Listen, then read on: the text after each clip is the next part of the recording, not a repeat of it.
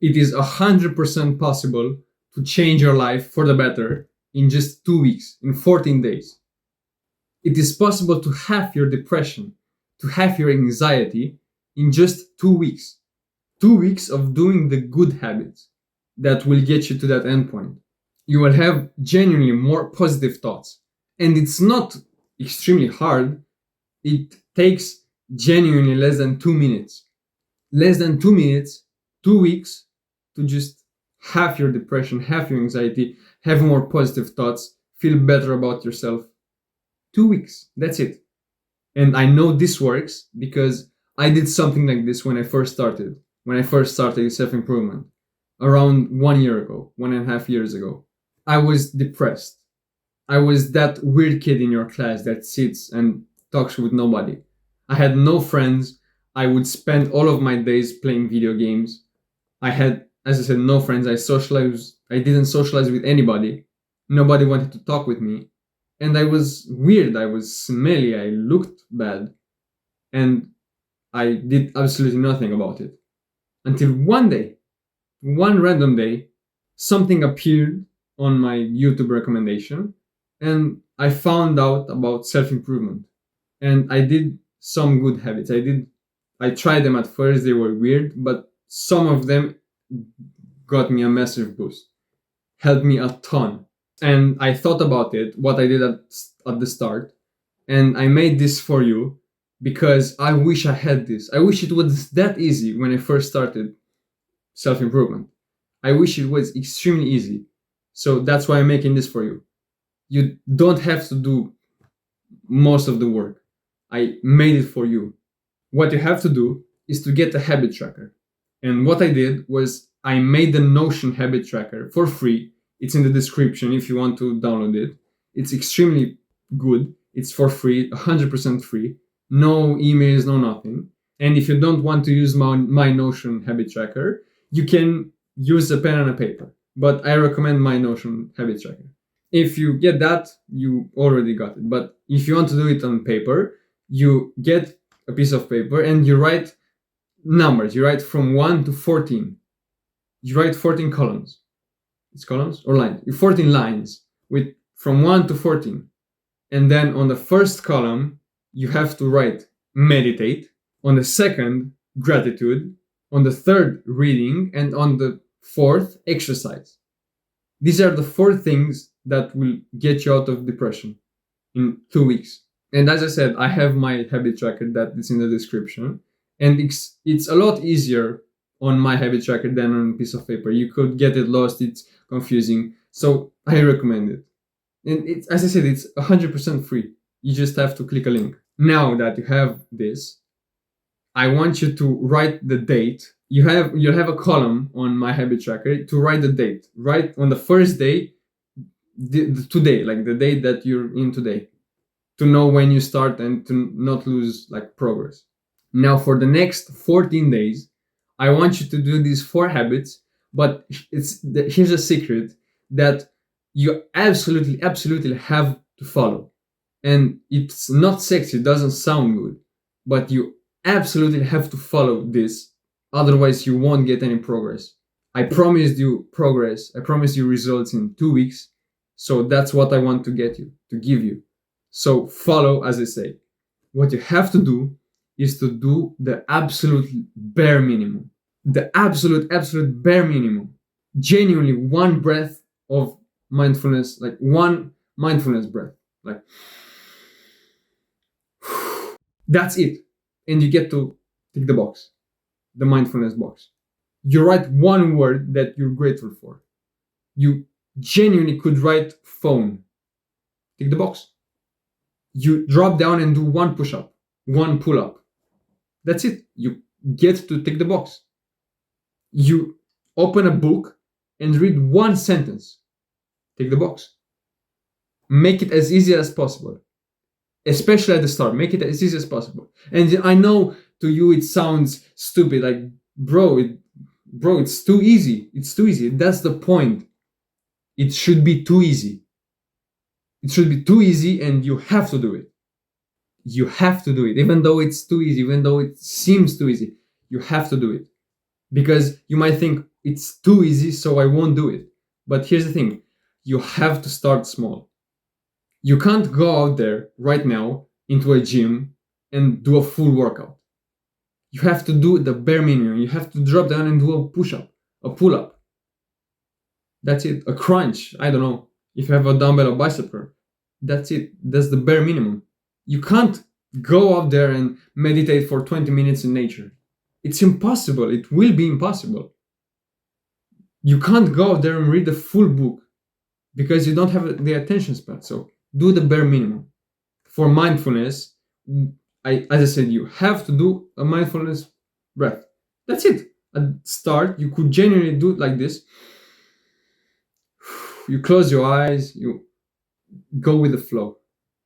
That's it. You try to be as present as possible while you do this inhale. That's it. You can tick the box. If you did it with me, you can tick the box genuinely. Because when you start the first day, one breath is enough. One breath is good enough. But this first breath, the next day will make you be able to do two breaths. At the end of these 14 days, you will be able to meditate for 5 minutes. That's why you have to do the bare minimum. This is why. The bare minimum won't do anything. It won't get you in shape. But the bare minimum makes you start. And if you get to the end of these 14 days, I recommend you continuing meditation and using an app called Medito. And if you really want to continue this, I made another habit tracker that it could be the second link in the description. And that habit tracker, it's indefinite. You could use it for 3 months. So if you're done with these 14 days, I recommend using that after you're done with these 14 days. And for meditation, I recommend an app called Medito. It's on Google Play Store, like Apple Store. It's there. You can download it. It's free. I use that to meditate every single day, and it's worked amazing. Now for gratitude, you can genuinely get a piece of paper. I recommend using a piece of paper and a pen, but you could use your phone as well. You could use your laptop. But for me, for gratitude journaling, the one that worked the best for me was a physical piece of paper and a pen. And you can at first just write something that you're grateful for. You could genuinely write laptop, pen, that's it. Desk, one word. As I said, you have to do the bare minimum. But if you want to get the most benefits out of this, you should write in full sentences. And at first, I recommend one sentence. You just genuinely write, I am grateful for this bottle because it helps me drink water. That's it. You could genuinely write, I am grateful for this bottle. It could be that simple. And the first day you write that. And the second day you write, I am grateful for this laptop because it helps me do homework. It's not extremely hard. So to get the most benefits, just write in full sentences. But I don't want you to write like, I'm grateful for this house. I'm grateful for my family or for friendship.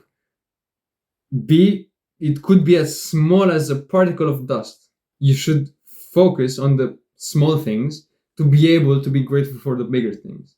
So don't write my family. Write something, could be this pen. It genuinely could be something extremely small. I kid you not, today I wrote that I'm grateful for the dust in my room because it helps me. I don't know what I wrote, but I'm grateful for the dust in my room. It could be particle, bro, but it should be small. Don't write, I'm grateful for the whole world, bro. Be grateful for the small things to be able to be grateful for the bigger things.